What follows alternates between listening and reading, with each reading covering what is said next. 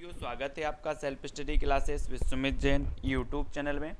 दोस्तों, आज का वीडियो हिंदी साहित्य का स्टार्ट हो चुका है और आज हम हिंदी साहित्य में बहुत सारे महत्वपूर्ण प्रश्नों पर चर्चा करने वाले हैं। रोज अपनी क्लास होती है रात्रि 9 बजे और सुबह 9:30 बजे। ठीक है, सुबह 9:30 बजे ट्रिकी वीडियो आता है और रात्रि 9 बजे हम टेस्ट सीरीज करते हैं। ठीक है, तो जो भी साथी अभी तक व्हाट्सएप ग्रुप से नहीं जुड़े हैं 9098609291 इस व्हाट्सएप ग्रुप से आपको जुड़ना है और वीडियो को लाइक और शेयर अवश्य करना है। ठीक है, तो स्टार्ट करेंगे दोस्तों आज का ये वीडियो। आंसू काव्य के रचनाकार कौन है? आंसू के बताना है आपको। सुमित्रा नंदन पंत हैं, सूर्यकांत त्रिपाठी निराला साहब हैं, या फिर जयशंकर प्रसाद या मैत्रीशरण गुप्त जी हैं। तो आपका राइट आंसर क्या हो जाएगा? आंसू काव्य की रचनाकार बताना है, यानी कि 130 का उत्तर बताना है। और बिल्कुल सही आंसर होगा कौन सा? जयशंकर प्रसाद, है ना। आंसू काव्य जो है वो किसका है? जयशंकर प्रसाद जी का है। और ये छायावाद के क्या माने जाते हैं? मधुराज यादव जी भी ज्वाइन बटन से जुड़ चुके हैं, धन्यवाद, है ना। आंसू काव्य के जो रचनाकार हैं जयशंकर प्रसाद हैं, और सुमित्रा नंदन पंत जी, सूर्यकांत त्रिपाठी निराला जी, ये तीनों ही छायावाद के आधार स्तंभ हैं। मैथिलीशरण दोस्तों आपको पता है कि ये जो है राष्ट्र कवि हैं। दद्दा इनका उपनाम है ना। दद्दा और मधोप, ये तो मैं कई बार बता चुका हूँ, आपको रट भी गया होगा। ठीक है, और आंसू काव्य के रचनाकार हैं जयशंकर प्रसाद, और छायावाद के प्रवर्तक भी इलाचंद्र जोशी ने इन्हें माना है। ठीक है, तो ये चीज भी आपको याद रखनी है। अगला क्वेश्चन आपको बताना है, चंदन विष व्यापत नहीं लिपटे रहत भुजंग प्रस्तुत पंक्ति के रचयिता कौन है? सूरदास जी हैं, बिहारी हैं, कबीर हैं, या फिर रहीम हैं। चंदन विष व्यापत नहीं लिपटे रहत भुजंग, इस पंक्ति के रचयिता बताने हमें यहाँ पर। तो उत्तर क्या हो जाएगा? ज्वाइन बटन पर जाएं, आप ज्वाइन बटन पर क्लिक करें कुरैशी जी, है ना। और वहां पर आपको प्लान दिया होगा, आप प्लान देख लें, सिल्वर, गोल्ड और डायमंड, है ना। फिर आपको उसमें से आप किससे पेमेंट कर रहे हैं, पेमेंट का जो है विवरण भरना होता है। तो ज्वाइन बटन पर सबसे पहले तो क्लिक करना होता है। ठीक है, फिर आपको आगे की प्रोसेस करनी होती है। हाँ, आज तार सप्तक का जो वीडियो था उसमें कुछ प्रॉब्लम हो गई थी, और रहीम यानी कि कल आपका तार सप्तक का वीडियो आ जाएगा। और यहाँ पर चंदन विष व्यापत नहीं, ये किसकी है? रहीम की है, यानी डी नंबर आपका बिल्कुल सही हो जाएगा, डी नंबर। ठीक है, अगला बताना, अमीय हलाहल मद भरे सेत श्याम रतनार जियत मरत झुक झुक परत जेहि चितबत एक बार, ये पंक्ति किसकी है? ये पंक्ति बतानी है आपको, किसकी है?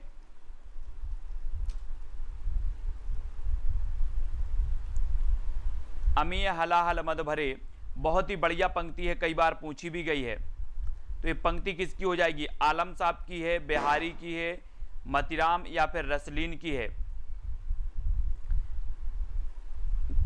एटीएम कार्ड से हो जाएगा, एटीएम से। और प्रश्न क्रमांक आपको पता है, अमीय हलाहल मद भरे यानी कि रसलीन, रसलीन यानी कि जो बी नंबर है वो आपका बिल्कुल सही हो जाएगा। ठीक है, अब इसको कैसे याद करोगे दोस्तों? याद करने की सिर्फ ट्रिक बता रहा हूं, ठीक है, मैं अर्थ नहीं बता रहा हूं। अमीय, अमीय से आप लेंगे कि अमीय से अपन बोलते हैं ना आम, है ना, आम। और आम में क्या होता है? रस होता है, रस। आम में क्या होता है? रस होता है, तो रसलीन, है ना। अमीय हलाहल मद भरे, इस प्रकार से हमें ट्रिक भी देख लेना है, याद भी कर लेना है ना। अगला है, जब होए धर्म की हानि बाड़े असुर अधम अभिमानी, प्रस्तुत पंक्ति के रचयिता कौन है? रसकान, बिहारी, तुलसीदास या फिर कबीर? 4 विकल्प हैं, 133 का उत्तर बताना है। देखो, ज्वाइन मेंबर का आपको बता रहा हूं कि जितने भी ज्वाइन मेंबर हैं उनके कमेंट मुझे एक साथ मिलते हैं, जितने भी उनके कमेंट होते हैं वो मुझे एक साथ देखने को मिलते हैं। दूसरी बात, ज्वाइन वालों के लिए जो सेशन है वो अलग से चलेगा, यानी कि ज्वाइन मेंबर के जो वीडियो हैं वो केवल ज्वाइन मेंबर ही देख पाएंगे, दूसरे मेंबर नहीं देख पाएंगे, है ना। और तो ज्वाइन मेंबर के लिए और भी है, आपको आपका जो कमेंट है वो हाईलाइट होता है, आपको इमोजी दिया जाता है स्पेशल। और आपका बिल्कुल सही आंसर होगा तुलसीदास, जब होए धर्म की हानि बाड़े असुर अधम अभिमानी, यानी कि जो बी नंबर है वो बिल्कुल सही हो जाएगा। ठीक है, तुलसीदास जी के बारे में आपको पता है कि जो तुलसीदास जी हैं राम काव्य धारा के श्रेष्ठ कवि माने जाते हैं तुलसीदास जी, और बी नंबर आपका बिल्कुल सही होगा। परहित सरस धर्म नहीं भाई, पर पीड़ा सम नहीं अधमाई। प्रस्तुत पंक्ति की रचयिता कौन है? रचयिता बताना है, रसखान जी हैं, बिहारी हैं, तुलसी हैं या फिर मीरा हैं। 4 विकल्प हैं, यानी कि 134 का उत्तर आपको बताना है। 134 में प्रश्न क्रमांक बताना है कि परहित सरस धर्म नहीं भाई, पर पीड़ा सम नहीं अधमाई। इसमें जो ये पंक्ति हो जाएगी ये भी किसकी है? तुलसीदास जी की ही है, यानी बी नंबर आपका बिल्कुल सही होगा। ठीक है, तुलसीदास जी की। हिंदी साहित्य के आरंभिक काल को आचार्य रामचंद्र शुक्ल ने क्या कहा है? आदि काल कह दिया, वीर गाथा, चारण काल, सिद्ध सामंत काल, क्या कह दिया है? और दोस्तों जो विवेक शंकर की बुक मैंने आपको बताई थी वो अवेलेबल हो गई है ऑनलाइन, है ना, ऑनलाइन जो है अवेलेबल है, तो ऑनलाइन आप लोग खरीद सकते हैं किसकी? विवेक शंकर की बुक को। ठीक है, तो हिंदी साहित्य के आरंभिक काल को आचार्य रामचंद्र शुक्ल ने जो नाम दिया वो नाम दिया वीरगाथा काल। आदि काल जो नाम दिया गया हजारी प्रसाद द्वारा, चारण काल जो नाम दिया गया राम कुमार वर्मा ग्रियर्सन द्वारा, और सिद्ध सामंत काल राहुल सांकृत्यायन द्वारा दिया गया। ठीक है, तो हिंदी साहित्य के आरंभिक काल को आचार्य रामचंद्र शुक्ल ने कहा है, तो वीरगाथा काल यानी कि जो सी नंबर है वो बिल्कुल सही हो जाएगा। ठीक है, सी नंबर। और अगला है वीरगाथा काल का कवि कौन सा नहीं है? अब वीरगाथा काल के कवि तो आप सभी को पता है, सारे कवि पता हैं, आप गणपति शालिभद्र सूरी से लेकर आप चंद्रबरदाई तक सारे के सारे कवि आपको पता है, और आपका बिल्कुल सही आंसर क्या हो जाएगा? वीरगाथा काल के जो कवि नहीं है, जैसे आपने पढ़ा था कि जो नामदेव है, नामदेव ये भक्ति काल के माने जाते हैं, मधुकर हैं, जगनेक हैं, यानी कि आपका उत्तर बी नंबर बिल्कुल सही हो जाएगा। ठीक है, बी नंबर बिल्कुल सही होगा। तो नामदेव ये वीरगाथा काल के कवि नहीं है, और बी नंबर बिल्कुल सही है। और अगला क्वेश्चन आपकी स्क्रीन पर है कि वीरगाथा काल के सर्वश्रेष्ठ कवि कौन माने जाते हैं? वीरगाथा काल के सर्वश्रेष्ठ कवि चंद्रबरदाई, जगनेक, दलपति विजय या फिर विद्यापति, कौन माने जाते हैं? सर्वश्रेष्ठ बताना है यहाँ पर। और दलपति विजय इनकी एक खुमाण रासो रचना है, कौन सी है? खुमाण रासो, खुमाण रासो है। जगनेक की तो आला खंड आपको पता है। ठीक है, परमाल रासो जिसे कहा जाता है। विद्यापति की 3 प्रमुख रचनाएं कौन सी हैं? पदलता, पताका। चंद्रबरदाई की तो पृथ्वीराज रासो आपको पता ही है। ठीक है, तो वीरगाथा काल की सर्वश्रेष्ठ जो रचना मानी जाती है, वो कवि माने जाते हैं, वो चंद्रबरदाई माने जाते हैं, यानी आपका उत्तर होगा ए नंबर। और चंद्रबरदाई का जो महाकाव्य है वो कौन सा है? पृथ्वीराज रासो है। ठीक है, और ये हिंदी का प्रथम महाकाव्य है, चंद्रबरदाई हिंदी के प्रथम महाकवि हैं, है ना। तो ए नंबर आपका बिल्कुल सही होगा। और अगला क्वेश्चन है पृथ्वीराज रासो की रचनाकार कौन है? दोस्तों पृथ्वीराज रासो के रचनाकार तो अधिकांश लोगों को पता है ना। जयदेव हैं, जगनेक हैं, चंद्रबरदाई हैं, विद्यापति हैं। ये 4 विकल्प हैं, और 4 में से आपको पता है कि पृथ्वीराज रासो चंद्रबरदाई जी का ग्रंथ है ना। और बी नंबर आपका बिल्कुल सही हो जाएगा। अधिकांश लोगों को पता है, लेकिन आपसे पूछा जाता है दोस्तों कि कबीर की भाषा क्या थी? कबीर की भाषा क्या थी ये बतानी है। ब्रज थी, कन्नौजी थी, खड़ी थी या फिर सादुक्कड़ी थी? कौन सी थी? कबीरदास की जो भाषा थी वो भाषा कौन सी थी? यानी कि प्रश्न क्रमांक 139 का उत्तर बताना है। और दोस्तों ये सादुक्कड़ी भाषा किसने कहा है? कबीरदास की भाषा को सादुक्कड़ी भाषा किसने कहा है? कबीरदास जी की जो भाषा मानी जाती है वो सादुक्कड़ी मानी जाती है, लेकिन इसे सादुक्कड़ी किसने कहा? प्रश्न क्रमांक 139 का आपका उत्तर बताना है। सादुक्कड़ी इसे किसने कहा है? आपको ही उसका चयन करना है और बताना है। तब आपका बिल्कुल सही आंसर क्या होगा? नयन जो देखा कमल सा, निर्मल नीर शरीर, हंसत जो देखा हंसबा, दसन ज्योति नगहीर। ये पंक्ति किसकी है? बहुत ही बढ़िया पंक्ति है।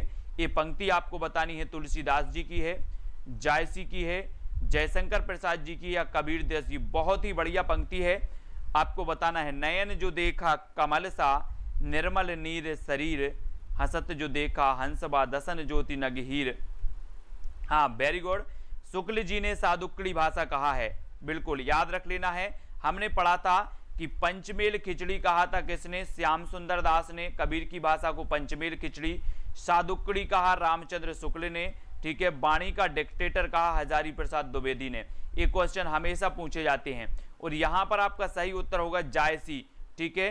जायसी यानी कि जो सी नंबर है वो बिल्कुल सही है, जायसी बिल्कुल सही हो जाएगा। नयन जो देखा कमल सा निर्मल नीर शरीर, हसत जो देखा हंसबा दसन ज्योति नगहीर, जायसी जी की पंक्ति है। और जायसी जी का एक काव्य है, कौन सा काव्य है दोस्तों?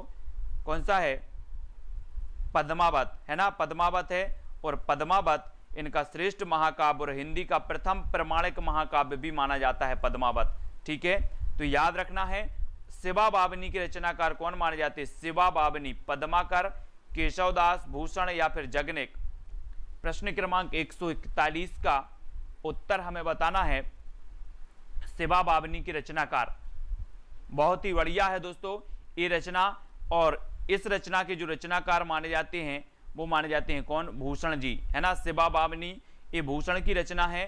और रीति काल में एकमात्र ऐसा वीर रस का कवि था भूषण, जिसका उपनाम कहीं कहीं मनीराम, कुछ विद्वान मनीराम भी मानते हैं और कुछ विद्वान घनश्याम भी मानते हैं ना, घनश्याम। तो कुछ घनश्याम तो कुछ मनीराम, है ना। तो ये शिवा बावनी की रचनाकार भूषण जी माने जाते हैं, यानी बी नंबर आपका बिल्कुल सही हो जाएगा। छत्रसाल दशक भी इन्हीं की रचना है, भूषण जी की। नर की और नर नील की गति ये की कर जोए, जे तो नीचे हे चले ते तो ऊंचो होए। इस पंक्ति के जो रचयिता हैं वो कौन है? और आपको पता है दोस्तों, वो कवि रीति सिद्ध काव्यधारा का कवि है ना, रीति सिद्ध काव्यधारा का कवि है। और उसकी एक रचना है बिहारी सतसई, है ना, बिहारी सतसई। और विश्व में सबसे ज़्यादा यानी कि दूसरे नंबर पर जो सबसे ज़्यादा टीका लिखी गई वो बिहारी सतसई की लिखी गई, ठीक है। तो ये चीज़ आपको याद रख लेना है। और बिहारी सतसई में 713 दोहे मिलते हैं कहीं कहीं और 719 दोहे भी मिलते हैं। और नर की और नर नील की ये जो पंक्ति है वो बिहारी लाल की है। बिहारी यानी कि जो आपका सी नंबर है वो बिल्कुल सही हो जाएगा, ठीक है। सी नंबर आपका सही हो जाएगा। अगला आपको बताना है कि सकीबे मुझसे कहकर जाते, प्रस्तुत पंक्तियों के रचयिता कौन है? सकीबे मुझसे कहकर जाते अज्ञेय की है ना, हरियोध की है, या फिर मैथिली शरण गुप्त की, या फिर जयशंकर प्रसाद। दोस्तों आपने यशोधरा खंड काव्य पढ़ा होगा। यशोधरा खंड काव्य होते हुए भी ये महाकाव्य की श्रेणी में आता है, लेकिन ये खंड काव्य है यशोधरा। और यशोधरा में हम पंक्ति पढ़ते हैं कि सखी बे मुझसे कहकर जाते, सखी बे मुझसे कहकर जाते। और आपकी जो विकल्प नंबर होगा क्या होगा? बी नंबर, यानी मैथिली शरण गुप्त। याद रख लेना, मैथिली शरण गुप्त जी की ये पंक्ति है। और गुप्त जी का उपनाम मैं आपको हमेशा रटवा रहा हूँ, मधोप और दद्दा, दद्दा भी इन्हें कहा जाता था। जयशंकर प्रसाद को क्या कहा जाता था? कलाधर, है ना। और ये दोस्तों अयोध्या से उपाध्याय हरियोध, हरियोध इनका अयोध्या से उपाध्याय का उपनाम है। अज्ञेय, सच्चिदानंद, हीरानंद, बादशाह इनका उपनाम है, ठीक है। तो ये उपनाम का वीडियो मैंने आपको दिया है, ट्रिकी वीडियो दिया है, तो वो ट्रिकी वीडियो भी आपको देख लेना है। उपनाम वाला, कवियों के उपनाम हमेशा पूछे जाते हैं। हिंदी कविता को छंदों की परिधि से मुक्त कराने वाले थे तो कौन थे? हिंदी कविता को छंदों की परिधि से मुक्त कराने वाले बताना है। और दोस्तों आपको पता होगा कि जो छंद मुक्त रचना थी निराला जी की, वो कौन सी थी? छंद मुक्त रचना वो कौन सी थी? छंद मुक्त रचना थी तो वो थी दोस्तों आपकी जूही की कली, है ना, जूही की कली। जूही की कली याद रख लेना है। ये छंद मुक्त रचना थी किसकी? निराला की। तो कविता को छंदों की परिधि से मुक्त कराने वाले हैं तो वो कौन है? निराला जी। और निराला जी के बारे में रक्षाबंधन की मैंने आपको कहानी ही बनाई थी। इन्होंने कहा था कि हम जैसे फक्कड़ को कौन भाई बनाएगा? सूर्यकांत त्रिपाठी निराला। सरोज स्मृति, इन्होंने लंबा शोक गीत लिखा है, सरोज स्मृति, ये भी आपको याद रखनी है, सूर्यकांत त्रिपाठी निराला। और दोस्तों इन्हें क्रांतिकारी कवि भी कहा जाता है निराला जी को, तो इनके बारे में याद रख लेना है निराला जी के बारे में। और तितली किसकी रचना है? तितली बतानी है। तितली किसकी रचना है? जयशंकर प्रसाद की, श्याम सुंदर दास, आचार्य रामचंद्र शुक्ल, आचार्य महावीर प्रसाद द्विवेदी। तो प्रश्न क्रमांक 145 तितली, बहुत ही बढ़िया है ये रचना। तो आपका राइट आंसर क्या हो जाएगा दोस्तों, तितली के बारे में आपको बताना है और तितली एक किसकी रचना है। और जो भी साथी अभी तक व्हाट्सएप ग्रुप से नहीं जुड़ पाए हैं वो 9098609291 ये व्हाट्सएप ग्रुप का नंबर है, तो व्हाट्सएप ग्रुप से आपको जरूर जुड़ना है, ठीक है। 9098609291 व्हाट्सएप ग्रुप से जुड़ना है। और तितली ये जयशंकर प्रसाद जी की है, जयशंकर प्रसाद, यानी कि आपका जो ए नंबर है वो बिल्कुल सही होगा, प्रसाद जी का, है ना। इनके नाटक हम पढ़ लेते हैं, सज्जन है, राजश्री है ना, कल्याणी है, और बहुत सारे नाटक हैं, इनके नाटक तो हमें याद रख लेना है। हाँ, कंकाल, तितली और इरावती, कंकाल, तितली और इरावती ये इनके उपन्यास हैं, बहुत बढ़िया। किसके उपन्यास हैं? ये उपन्यास हैं प्रसाद जी के, कंकाल, तितली और इरावती, इनको याद रखेंगे। और अतीत के चलचित्र के रचयिता कौन है? अतीत के चलचित्र, हाँ बताना है, अतीत के चलचित्र रचनाकार कौन है। और दोस्तों आपको बताना है कि कंकाल, तितली और इरावती में जो अधूरा उपन्यास है वो कौन सा है, जयशंकर प्रसाद जी का। इन तीनों में से बताना अधूरा उपन्यास कौन सा है। और अतीत के चलचित्र ये जो रचना है ये किसकी है? मैंने आपको पढ़ाया था, याद करवाया था, क्या करवाया था कि अतीत के गर्त से आपको कौन निकालेंगी, कौन निकालेंगी? महादेवी जी, महादेवी जी निकालेंगी। तो महादेवी वर्मा, अतीत के चलचित्र यानी कि महादेवी वर्मा, और सी नंबर आपका यहाँ पर बिल्कुल सही हो जाएगा, ठीक है। हाँ, इरावती अधूरा है, अंकुर जी वेरी गुड। इरावती क्या है? अधूरा उपन्यास है जयशंकर प्रसाद जी का, इरावती। तो इरावती को याद रखना है। और अगला क्वेश्चन है आपका, पल्लव की रचयिता कौन है? पल्लव, पल्लव बताना है दोस्तों। छायावाद का मैनिफेस्टो इसे कहा जाता है, छायावाद का घोषणा पत्र इसे कहा जाता है। पल्लव को ये कई बार रचना पूछी गई है। और सुमित्रानंदन ये पंत की है, निराला की है, जयशंकर प्रसाद की है, या फिर महादेवी वर्मा की है। तो आपका राइट आंसर क्या हो जाएगा? कमलेश पाल जी, पल्लव की रचयिता। और सभी लोग ज्वाइन मेंबर जरूर बनेंगे, ज्वाइन बटन को जरूर दोस्तों आपको क्या करना है? खरीदना है ना। और ज्वाइन मेंबर आप बन सकते हैं चैनल के, ठीक है। तो ज्वाइन मेंबर बने। और सुमित्रानंदन पंत की ये रचना है पल्लव, ठीक है। इनकी युगवाणी है, ग्राम्या है, ग्रंथि है, ठीक है। पंत की प्रकृति के चितेरे कवि इन्हें कहा जाता है, यानी कि आपका उत्तर होगा विकल्प नंबर ए, ए नंबर आपका बिल्कुल सही हो जाएगा। और जो भी साथी व्हाट्सएप ग्रुप से नहीं जुड़े हैं वो प्लीज़ व्हाट्सएप और टेलीग्राम ग्रुप से जुड़ जाएं, जहां पर आपको जॉय सर निरंतर टेस्ट करवाते हैं, है ना, टेलीग्राम ग्रुप में। तो आपको व्हाट्सएप ग्रुप से जुड़ना है। व्हाट्सएप ग्रुप में मैंने आपको नंबर दे ही दिया है, 9098609291। इस नंबर पर आप करेंगे तो आपको लिंक मिल जाएगी तुरंत ही व्हाट्सएप और टेलीग्राम की। तो चिंतामणि के जो रचयिता माने जाते हैं वो कौन माने जाते हैं? चिंतामणि ये रामचंद्र शुक्ल जी का है, यानी कि जो सी नंबर है वो बिल्कुल सही है। और एक क्वेश्चन पूछा जाता है दोस्तों कि मनोविकार पर आधारित जो निबंध लिखे हैं, मनोविकार पर आधारित वो किसने लिखे हैं? तो वो शुक्ल जी ने लिखे हैं, है ना। जैसे करुणा की बात करें, करुणा भी इनका है, शुक्ल जी का मनोविकार पर आधारित है। और यहाँ पर सी नंबर चिंतामणि आपका बिल्कुल सही हो जाएगा, ठीक है, सी नंबर। और अगला है जन्मेजय का नाग यज्ञ किसकी कृति है? ये जन्मेजय का नाग यज्ञ नाटक है दोस्तों। और ये नाटक किसका है ये बताना है। सेठ गोविंद दास का है, जयशंकर प्रसाद जी का है, या फिर लक्ष्मी नारायण लाल का, ये फिर गोविंद बल्लभ पंत का है। कौन सा? जन्मेजय का नाग यज्ञ। ये कृति बतानी है, बहुत ही बढ़िया कृति है और पूछी जाती है, कई बार पूछी गई है दोस्तों। और आपको पता है कि यहाँ पर एक शब्द आया है नांग, कौन सा शब्द आया है? नांग। और नांग आपको पता है किसके गले में पड़ा रहता है? शंकर जी के। तो कौन होंगे? जयशंकर प्रसाद। बोले नांग आया है और नांग शंकर जी के गले में है, तो जयशंकर प्रसाद, यानी कि बी नंबर आपका बिल्कुल सही हो जाएगा, ठीक है, बी नंबर। अगला है, हम दीवानों की क्या हस्ती है, आज यहाँ कल वहाँ चले, है ना, मस्ती का आलम साथ चला, हम धूल उड़ाते जहाँ चले। प्रस्तुत पंक्ति के रचयिता कौन है? पंक्ति के बताना है, सियाराम शरण गुप्त हैं, भगवती चरण वर्मा हैं, सुभद्रा कुमारी चौहान या रामधारी सिंह दिनकर हैं। और मैंने आपको बताया है कई बार कि हम दीवाने हैं किसके? भगवती के। हम किसके दीवाने हैं? भगवती के दीवाने। आप बोलते ना कि दीवाना तेरा आया बाबा तेरे मंदिर में, इस प्रकार से माता तेरा मंदिर, इस प्रकार से एक बहुत ही बढ़िया भजन है, देवी गीत है ना। तो हम दीवानों की क्या हस्ती है, आज यहाँ कल वहाँ चले, मस्ती का आलम साथ चला। तो ये भगवती चरण वर्मा यानी कि जो बी नंबर है वो बिल्कुल सही हो जाएगा। ठीक है, अगला है सबसे पहले अपनी आत्मकथा हिंदी में किसने लिखी। सबसे पहले यहाँ पर विकल्प अनुसार बताना है दोस्तों आपको, है ना। 4 विकल्प हैं, 4 विकल्पानुसार इनमें से निम्नलिखित में से सबसे पहले अपनी आत्मकथा हिंदी में किसने लिखी, ये चीज आपको बतानी है। 4 विकल्प हैं। कुछ लोग तो कंफ्यूज हो जाते हैं कि यहाँ सबसे पहले आत्मकथा लिखी राजेंद्र प्रसाद ने, है ना, ऐसे बता देते हैं। लेकिन आपको पता है कि हिंदी की प्रथम आत्मकथा कौन सी मानी जाती है, अर्ध कथानक, है ना, अर्ध कथानक मानी जाती है। कौन की मानी जाती है अर्ध कथानक, बनारसी दास जैन जी की मानी जाती है। ठीक है, अर्ध कथानक।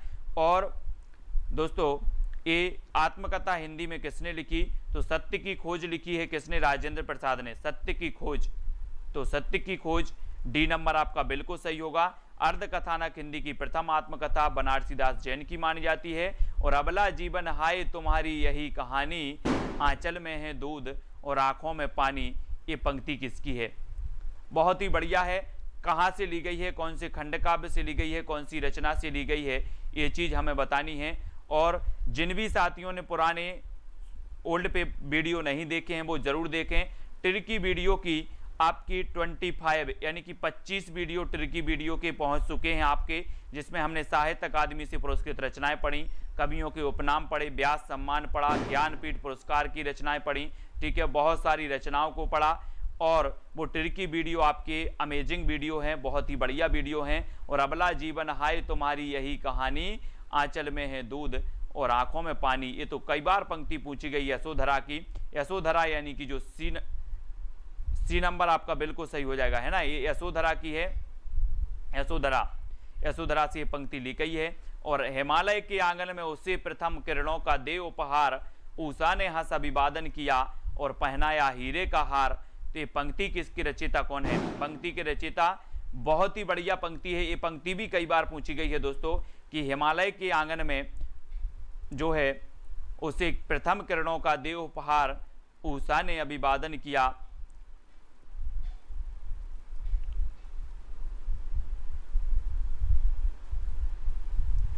तो 153 और 153 का आपका बिल्कुल सही आंसर जो हो जाएगा वो हो जाएगा कौन सा, जयशंकर प्रसाद। हिमालय के आंगन में उषा प्रथम किरणों का दे उपहार। हिमालय आया है दोस्तों, हिमालय पर्वत, ऐसे ही कैलाश पर्वत था, हिमालय पर्वत, कैलाश पर्वत, है ना। और कैलाश पर्वत पे जाकर कौन बैठ गए थे, शंकर जी तपस्या करने बैठ गए थे। तो हिमालय पर्वत आ रही है, हिमालय की बात आ रही है, कैलाश पर्वत और हिमालय पर्वत ये पर्वत हैं। और जयशंकर जी, शंकर जी बैठ गए थे, तो ये शंकर जी प्रसाद, जयशंकर प्रसाद का होगा।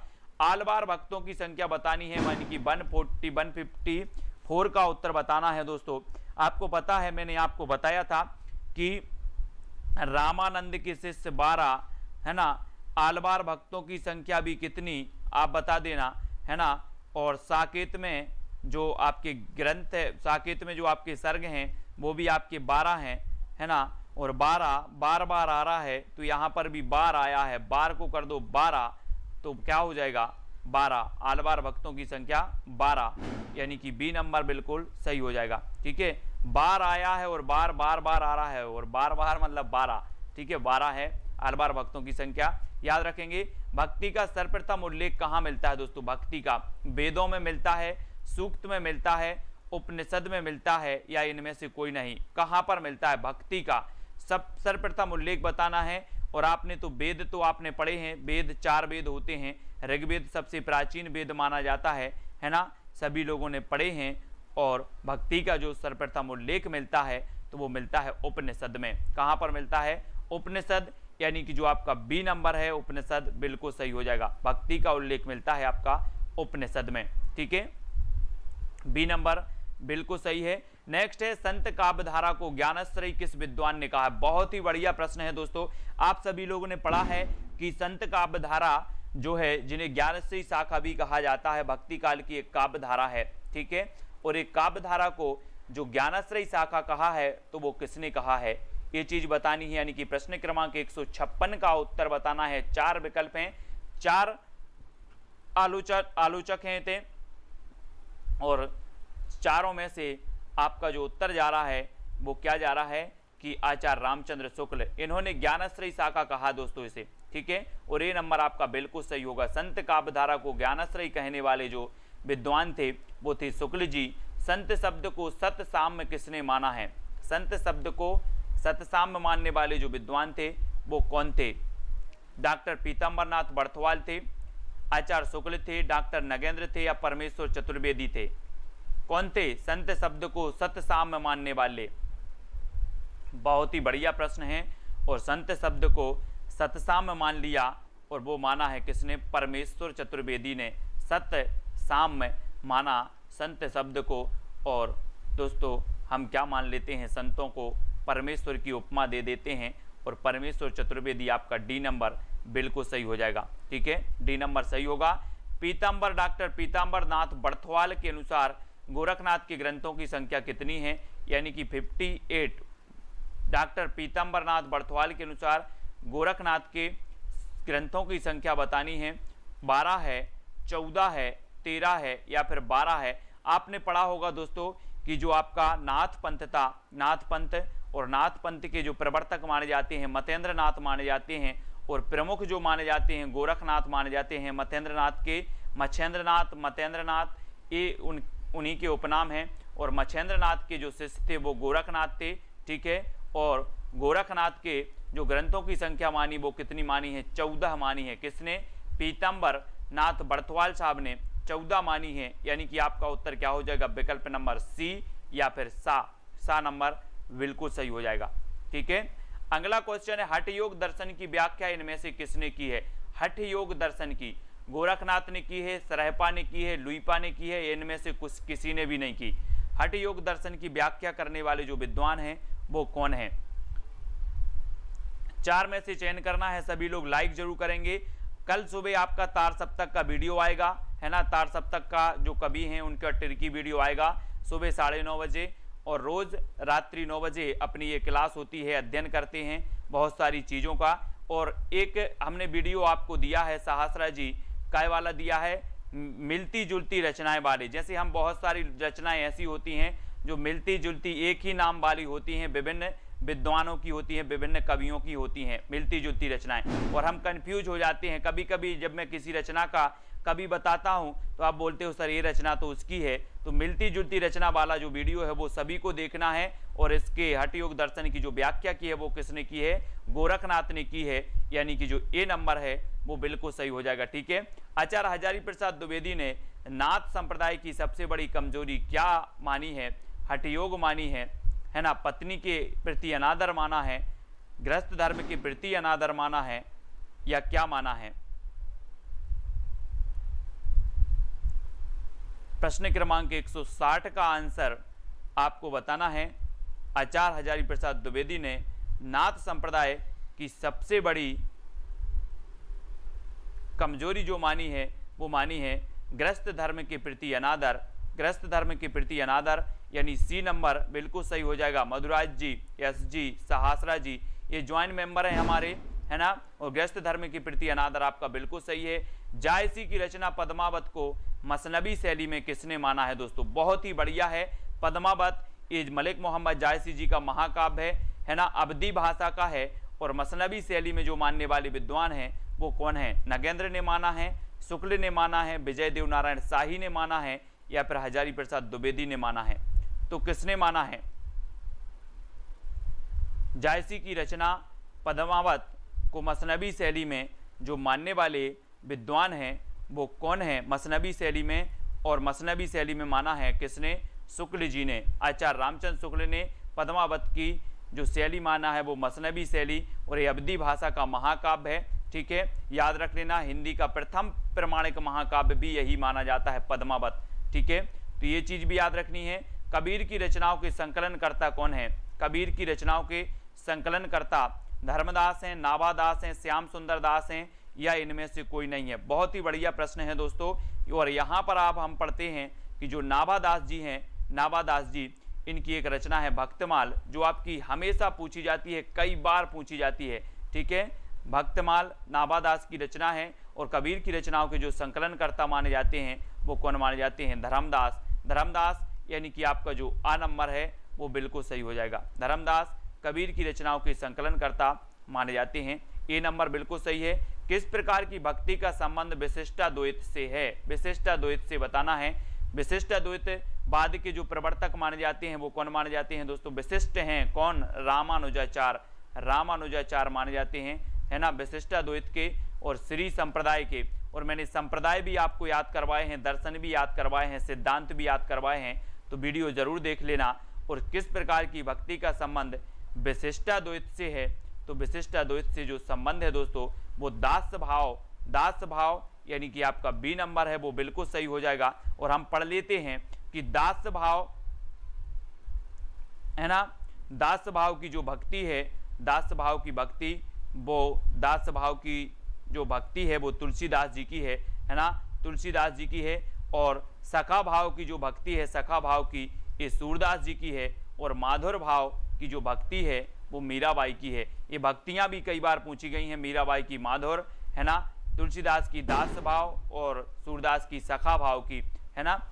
याद रखना, रीति मुक्त कवि कौन नहीं है? रीति मुक्त कवि बताना। रीति मुक्त, रीति सिद्ध और रीतिबद्ध, बिहारी, ठाकुर, बोधा या फिर घनानंद, इनमें से चार में से बताना है कि रीति मुक्त कवि कौन नहीं है।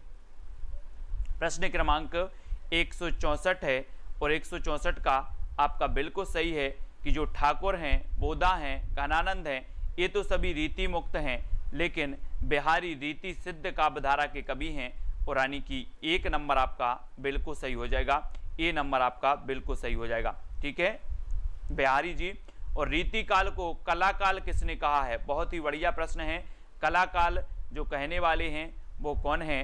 है ना, श्रृंगार काल तो मैंने आपको बताया था कि विश्व में लोग श्रृंगार करते हैं, विश्व के लोग श्रृंगार करते हैं, तो विश्वनाथ त्रिपाठी ने श्रृंगार काल कहा, है ना।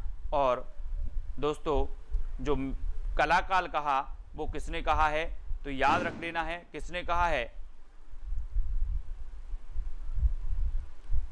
जल्दी बताओ। कलाकाल कहा है भागीरथ मिश्र ने। भागीरथ मिश्र यानी कि जो आपका विकल्प नंबर बी है वो बिल्कुल सही होगा, ठीक है। और अलंकृत काल किसने कहा है? अलंकृत काल मिश्र बंधुओं ने। अलंकृत काल मिश्र बंधुओं ने, श्रृंगार काल विश्वनाथ ने, है ना। और कला काल कहा भागीरथ मिश्र ने, यानी कि जो बी नंबर है वो बिल्कुल सही हो जाएगा, ठीक है, मिश्र साहब ने, है ना। इसे कला काल कहा, बी नंबर बिल्कुल सही है, राइट आंसर है। और अगला क्वेश्चन है अखरावट किसकी रचना है? अखरावट, है ना, अखरावट बताना है। अखरावट, पद्मावत, ये रचनाएं हैं, तो वो रचनाएं किसकी हैं, है ना। और ये रचनाएं मानी जाती हैं दोस्तों किसकी? मलिक मोहम्मद जायसी साहब। जायसी यानी कि जो विकल्प नंबर एक आपका बिल्कुल सही हो जाएगा। और जायसी सूफी काव्यधारा के प्रमुख कवि माने जाते हैं और अखरावट इन्हीं की रचना है, ये चीज़ भी याद रखनी है, ठीक है। सूरदास जी कृष्ण काव्यधारा के प्रमुख, तुलसीदास जी राम काव्यधारा के प्रमुख, कबीर संत काव्यधारा के प्रमुख और जायसी सूफी काव्यधारा के प्रमुख, ये तीनों ही शाखाएं चली दोस्तों किसमें? भक्ति काल में। और अखरावट रचना आपसे पूछी गई तो अखरावट आपने बता दी कि सर ये तो जायसी जी की है, यानी कि ये नंबर आपका बिल्कुल सही हो जाएगा। अपनी रचना में समुद्र का वर्णन करने वाले एकमात्र कवि कौन है? बहुत ही बढ़िया प्रश्न है। अपनी रचनाओं में समुद्र का वर्णन करने वाले एकमात्र कवि कौन है? कबीरदास जी, तुलसीदास जी, जायसी या फिर सूरदास जी। मोस्ट इंपॉर्टेंट आईएमपी क्वेश्चन है प्रदीप जी, है ना, कंचन जी। प्रश्न क्रमांक 167 का जो उत्तर आपका सही होगा वो होगा जायसी। अपनी रचना में समुद्र का वर्णन करने वाले जो कवि माने जाते हैं वो माने जाते हैं जायसी। और बी नंबर आपका बिल्कुल सही हो जाएगा, ठीक है दोस्तों। अब जो भी साथी ज्वाइन नहीं कर पा रहे हैं वो यस जी का नंबर लेके यस जी से संपर्क कर लेंगे। और जो भी साथी व्हाट्सएप ग्रुप से नहीं जुड़े हैं वो 9098609291 इस नंबर पर मैसेज करके दोस्तों आपको SMS करना है, तुरंत आपको ग्रुप की लिंक मिल जाएगी, ठीक है। तो मधुराज जी, एस जी, सहासरा जी, ये हमारे ज्वाइन मेंबर हैं, इनको बहुत बहुत धन्यवाद। अनिल जी, कंचन जी, सुगंधा, संतराम जी, मणिपाल जी और रितु जी, कुरैशी जी, ठीक है, सभी को धन्यवाद। और कुरैशी जी अपने महाराष्ट्र से हैं, पुराने मेंबर हैं हमारे, कुरैशी जी भी, रितु जी, सभी लोग वीडियो को लाइक जरूर करें, व्हाट्सएप ग्रुप में जुड़ें, टेलीग्राम ग्रुप में जुड़ें, हिंदी का जो अपना अध्ययन है उसको बहुत अच्छा बनाएं, सुदृढ़ बनाएं, है ना। सुगंधा, रोशनी देवी जी, सभी को धन्यवाद। सभी लोग वीडियो को लाइक जरूर किया करें, लाइक तो आप लोग करते ही नहीं हैं, लाइक भी करें। सुबह आपका ट्रिकी वीडियो आता है, शाम को 9 बजे हम पढ़ देते हैं।